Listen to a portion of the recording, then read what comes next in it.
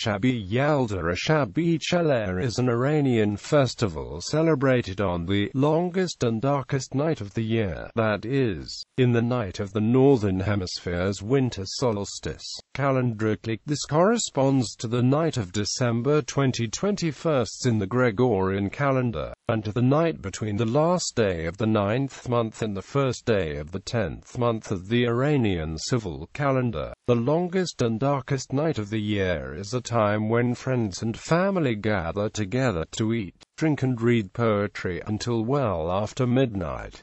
Fruits and nuts are eaten and pomegranates and watermelons are particularly significant. The red color in these fruits symbolizes the crimson hues of dawn and glow of life. The poems of Divani Hafiz, which can be found in the bookcases of most Iranians' families, are intermingled with people's life and are read or recited during various occasions like this festival and It-Nowruz. The longest and darkest night of the year marks the night opening the initial 40-day period of the 3-month winter, from which the name Chelleh 40 derives.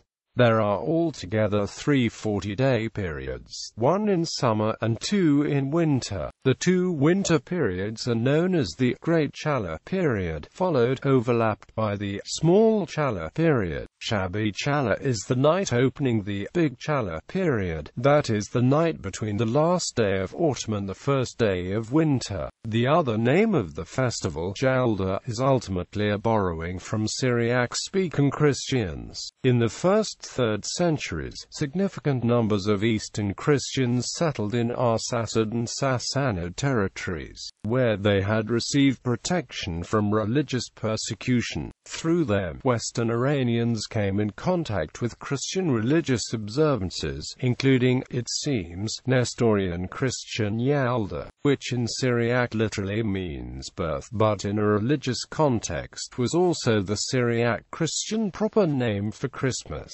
and which, because it fell 9 months after Annunciation, was celebrated on eve of the winter solstice. The Christian festival's name passed to the non-Christian neighbors, and although it is not clear when and where the Syriac term was borrowed into Persian, gradually Shab-e Yalda and Shab-e Chelleh became synonymous and the two are used interchangeably. An association with the 40-day Chelleh period is preserved amongst Iranian Azerbaijanis and Azerbaijan Republic, who call it Kiligesi, which means the beginning of the first 40 days of winter. Shab-e Chelleh was officially added to Iran's list of national treasures in a special ceremony in 2008.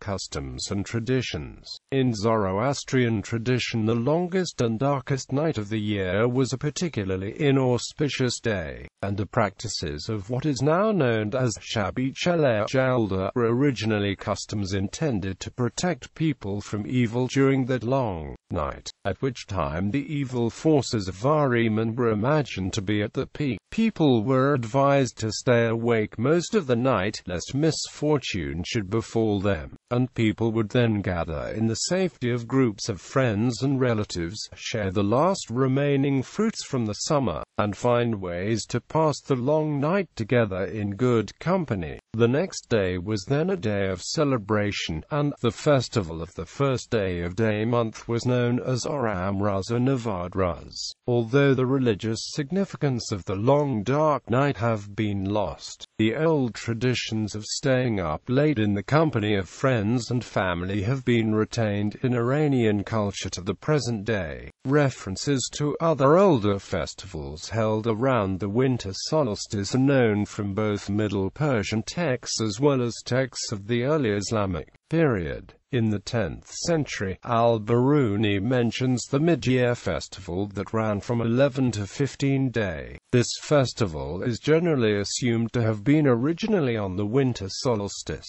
and which gradually shifted through the introduction of inculcation. Cf. Al-Biruni also records an Adar Jashan festival of fire celebrated on the intersection of Adar day of Adar month, which is the last autumn month. This was probably the same as the fire festival called Shravaragan, which marked the beginning of winter in Tokarestan. In 1979, journalist Hashem Razi theorized that Myragan, the day-name festival of Mithra that in pre-Islamic times was celebrated on the autumn equinox and is today still celebrated in the autumn, had in early Islamic times shifted to the winter solstice. Razi based his hypothesis on the fact that some of the poetry of the early Islamic era refers to Myragan in connection with snow and cold. Razi's theory has a significant following on the internet, but while Razi's documentation has been academically accepted, his adduction has not. Sufism's Chelleh, which is a 40-day period of retreat and fasting, is also unrelated to winter solstice festival. Food plays a central role in the present-day form of the celebrations.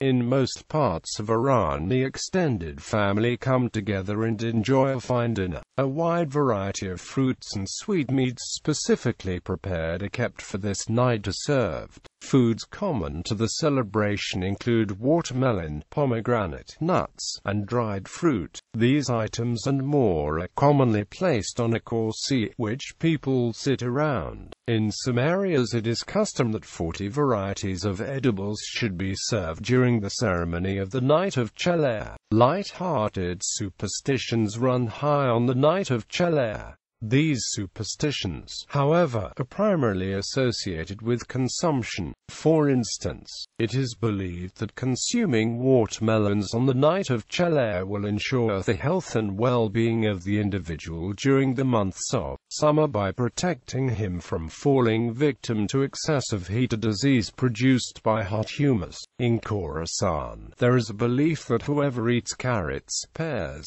pomegranates, and green olives will be protected against the harmful bite of insects, especially scorpions. Eating garlic on this night protects one against pains in the joints. After dinner, the older individuals entertain the others by telling them tales and anecdotes. Another favorite and prevalent pastime of the Night of Chelleh is divination by the divan of Hafiz. It is believed that one should not divine by the divan of Hafiz more than 3 times, however, or the poet may get angry. Activities common to the festival include staying up past midnight, conversation, drinking, reading poems out loud, telling stories and jokes, and for some dancing. Prior to invention and prevalence of electricity, decorating and lighting the house and yard with candles was also part of the tradition, but few have continued this tradition. Another tradition is giving dried fruits and nuts to family and friends, wrapped in tulle and tied with ribbon. Prior to ban of alcohol, drinking wine was also part of the celebration. Despite the Islamic alcohol ban in Iran, many continue to include homemade and contraband alcoholic drinks in the celebrations.